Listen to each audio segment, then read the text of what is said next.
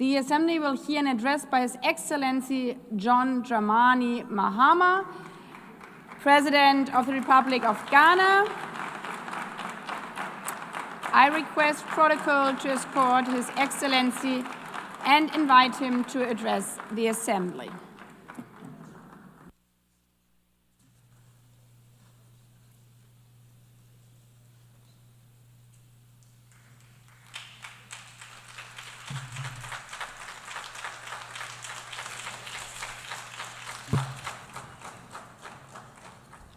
Thank you, Madam President, Mr. Secretary General, Excellencies, ladies and gentlemen. At this 80th session of the United Nations General Assembly, I'd like to speak about Africa's role in the future of this organization. However, it's impossible to do that without first considering the collective role that Africa played in its founding, which was small and relatively insignificant. Of the 51 member states involved in the founding of the United Nations in 1945, only 4 were African: Egypt, Ethiopia, Liberia, and South Africa. It is important to point out that the United Nations came into being in the aftermath of World War II because of the inability of its predecessor, the League of Nations, to avert a large-scale global conflict, which had been its guiding purpose when it was founded in 1920 at the end of the First World War. Out of the 42 founding member states of the League of Nations, only 3 were African: Liberia, the Union of South Africa, and Ethiopia. Egypt was to join later in 1937. Africa's overall participation in the organization's founding was minimal and relatively unimportant. That's because before all the other talks and meetings, representatives from a group of 14 nations gathered in Berlin for a series of discussions that began in 1884 and which led to the partitioning and formal colonization of the African continent, which is also called the Scramble for Africa. It has famously been written that past is prologue. Well, in the past, the majority of the 54 nations that now comprise Africa were never offered a seat at the table where plans for a new world order were being drawn. But, Madam President, as fate would have it, the tables are turning, and Africa's role in the authorship of whatever is yet to come for this world is going to be huge, and it will be consequential. According to this organization's own projections, by the year 2050, more than 25% of the world's population is expected to come from the African continent. Additionally, by 2050, 1/3 of all young people aged between 15 to 24 will be residing on the African continent. So you see, the future of this world is African. Allow me to say this once again a little louder for those of you in the back. The future is African.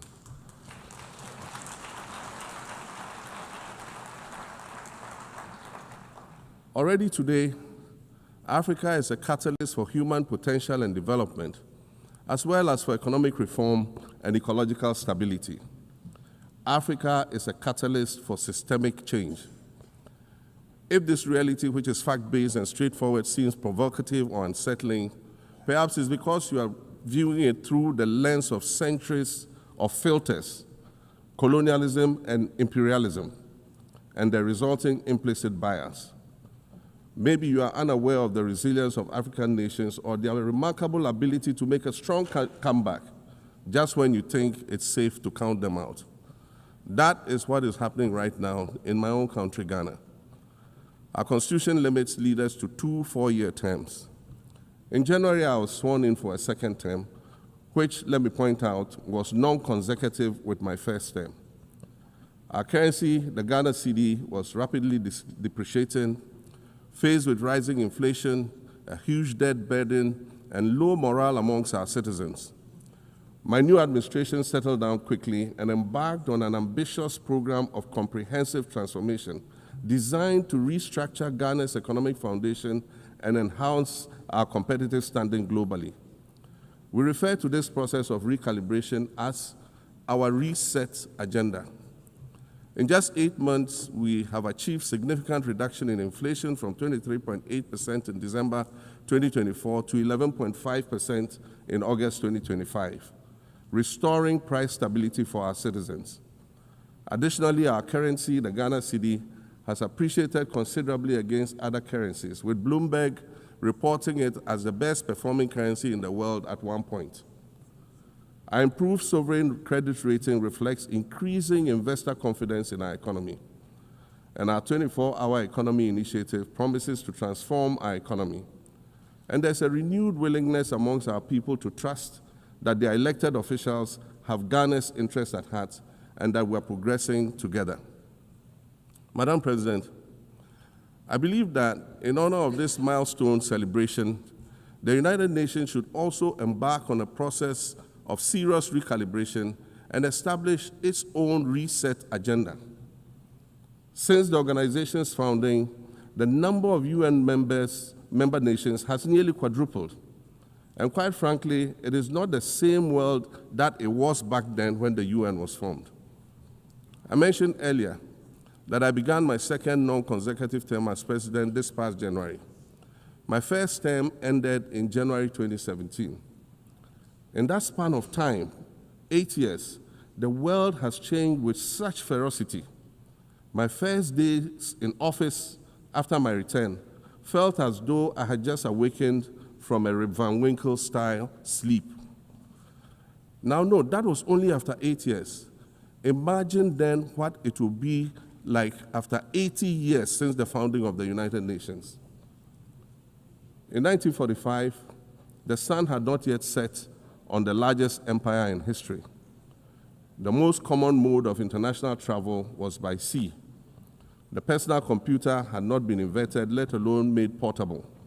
And television, a new convenience, was still in its infancy, albeit in black and white color.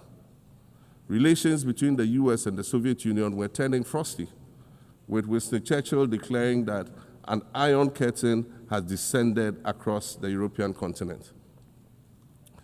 Fast track 80 years on, in today's world, hundreds of thousands of commercial flights take off and land every day. Libraries have been digitized so that volumes of literature can exist on a small device, small enough to fit inside your pocket. We live in a world of cryptocurrency, artificial intelligence, social media, the internet and its dark hidden dungeon of the dark web, all of which carry a potential threat to global peace and security. Climate change is real, and we're fighting a losing battle against the loss of Maldives and other island nations to the rising sea level, against the loss of Timbuktu to desertification, and the Amazon forest to global warming and deforestation. Madam President, the UN Founding Charter is outdated when it comes to representation in this August Assembly. The most powerful post-World War II nations are still being rewarded with an almost totalitarian guardianship over the rest of the world.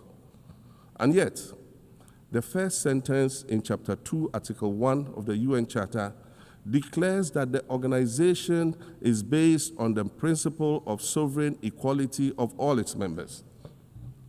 If this were true, and was the case, a continent as large as Africa, with its numerous UN member states, would have at least one permanent seat on the Security Council.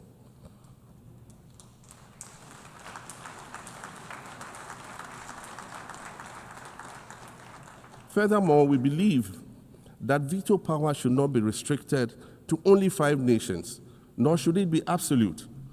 There must be a mechanism in this House for the General Assembly to challenge a veto. No single nation should be able to exercise an absolute veto to serve its own interests in a dispute. In 1995, during the 50th anniversary of the United Nations, Nelson Mandela stood in this very spot, and he said, "The United Nations has to reassess its role, redefine its profile, and reshape its structures. It should truly reflect the diversity of our universe and ensure equity among the nations in the exercise of power within the system of international relations in general and the Security Council in particular, I close quotations. 30 years later, we African leaders are still making the same simple request for a permanent seat on the Security Council with the power of a veto. So today, Madam President, I stand here in this exact spot and ask the world, if not now, then when? We demand not only a reform of the Security Council, but also a reset of the global financial architecture, which is currently rigged against Africa. Africa must have a greater say in the world's multilateral financial institutions. And while I'm making requests, I'd like to call for the removal of the blockade on Cuba. As Dr. Kwame Nkrumah, our nation's founder, famously said, we seek to be friends with all and enemies to none. The Cuban people shed their blood on African soil in the fight against apartheid. And indeed, Cuba has been and continues to be a faithful friend of Africa. You see, the very fact that I can stand here and ask these things and say these things, and the fact that all nations can ostensibly gather here to address critical global issues, air our grievances, and express our concerns, that is what makes the survival of this organization so important. In every old city or village, you will find a town square, or a courtyard, or a plaza that once served as a gathering space for the citizens of the community and their leaders. Meetings and celebrations were held there, as were trials and elections.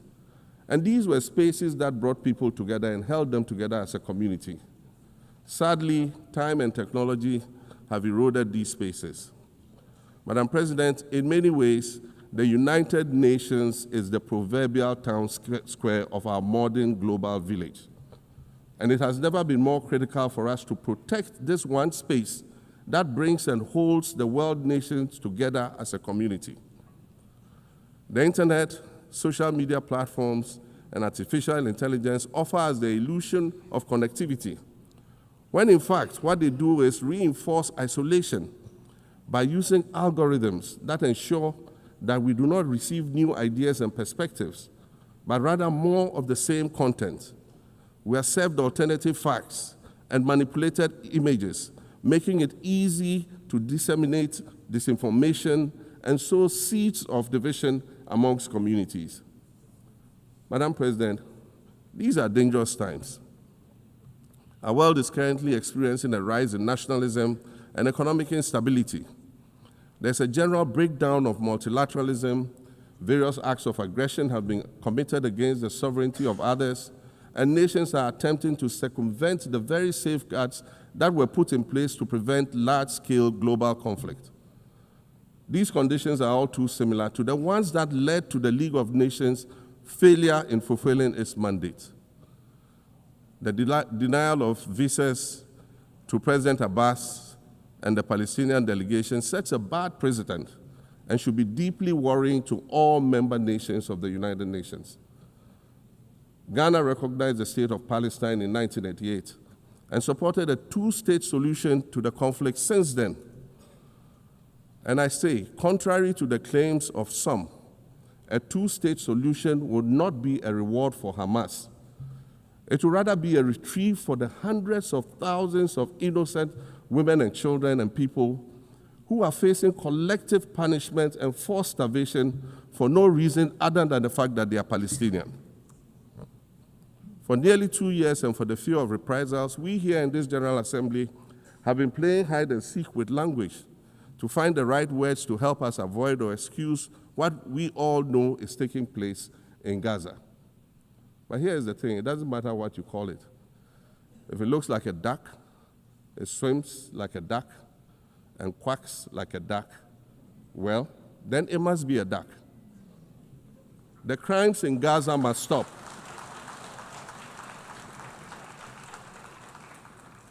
The crimes in Gaza must stop. Madam President, I also want to draw particular attention to the conflict in Sudan, which this body has described as the world's largest humanitarian crisis. 12 million people have had to flee their homes. And when we speak of migration, we refer to the 12 million new Sudanese refugees, whom we as a global community should be willing to assist in much the same way that many member nations readily assisted new refugees coming out of Ukraine. Let's dispense with the euphemisms and dog whistles and speak frankly. It is not a mystery that when leaders of Western nations complain of their migration problems, they are often referring to immigrants from the global south. But many of those immigrants are climate refugees. And interestingly, the global north emits 75% more greenhouse gases than the global south. However, the effects of climate change are more severe in the global south because we lack the resources to address them effectively. And so when the desert encroaches on our villages and towns and they become unlivable, we are forced to flee. Warsan Shire, a Somali-born prophet, a Somali-British poet born in Kenya to Somalian refugee parents, was London's first youth poet laureate. She writes in her poem titled Home. And it says, you have to understand that no one puts their children in a boat unless the water is safer than the land. No one bends their palms under trains beneath carriages. No one spends days and nights in the stomach of a truck feeding on newspaper unless the miles traveled mean something more than just a journey. Madam President, we cannot normalize cruelty. We cannot normalize hatred. We cannot normalize xenophobia and racism. If we're going to tell a story, let's not tell it slant. Let's tell all the truth. When we speak of migrants, we speak of Mami Ewusi Mensah Frimpong, a judge on the U.S. District Court for the Central District of California. She's the first black female judge on any of California's 4 federal district courts. She was born here in America to immigrant parents from Ghana.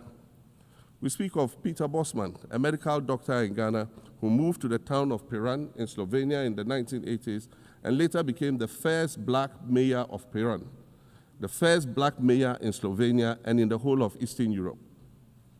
We speak of T. Michael, the iconic Ghanaian Norwegian artist and designer. And of course, we speak of the late Kofi Annan, former United Nations Secretary General.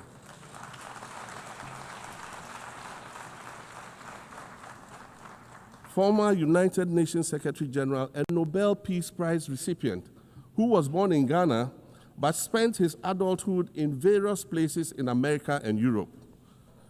These are people who have brought great distinction to the countries that they decided to call home.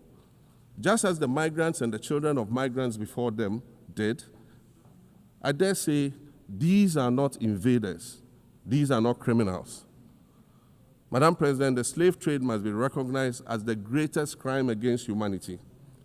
As the African champion on reparations, Ghana intends to introduce a motion in this August body to that effect. More than 12.5 million Africans were forcibly taken against their will and transported to create wealth for the powerful Western nations.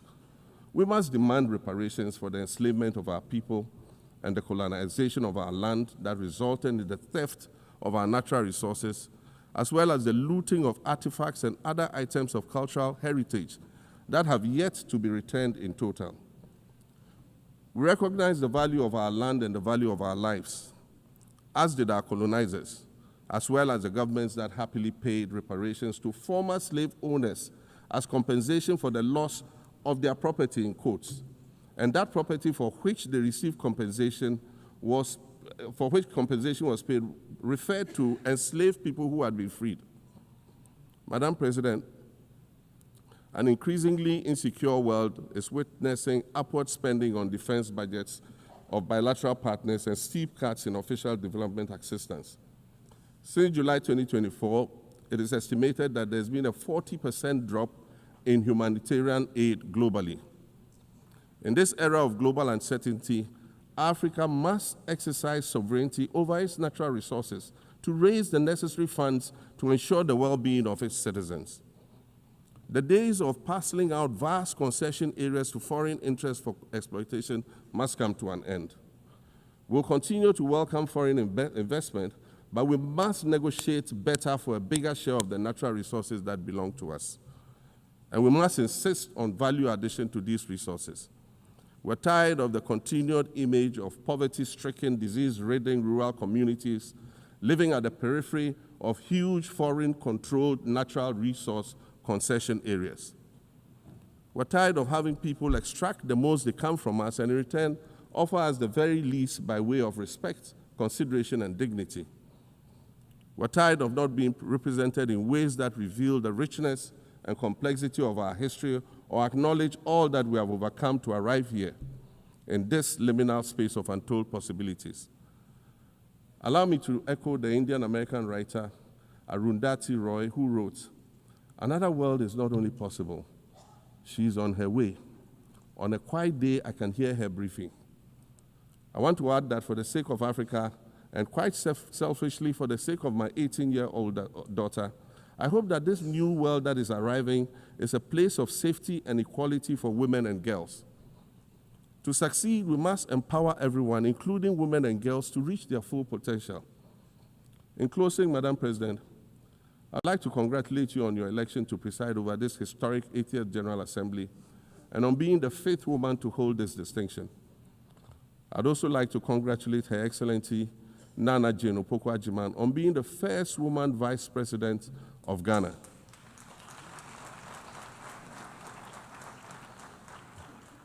Now every Ghanaian girl knows the heights to which she can ascend.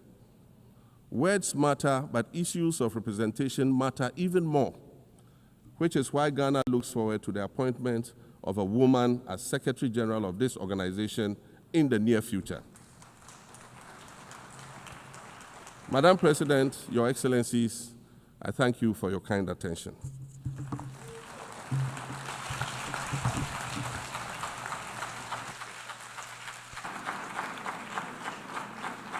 On behalf of the General Assembly, I wish to thank the President of the Republic of Ghana.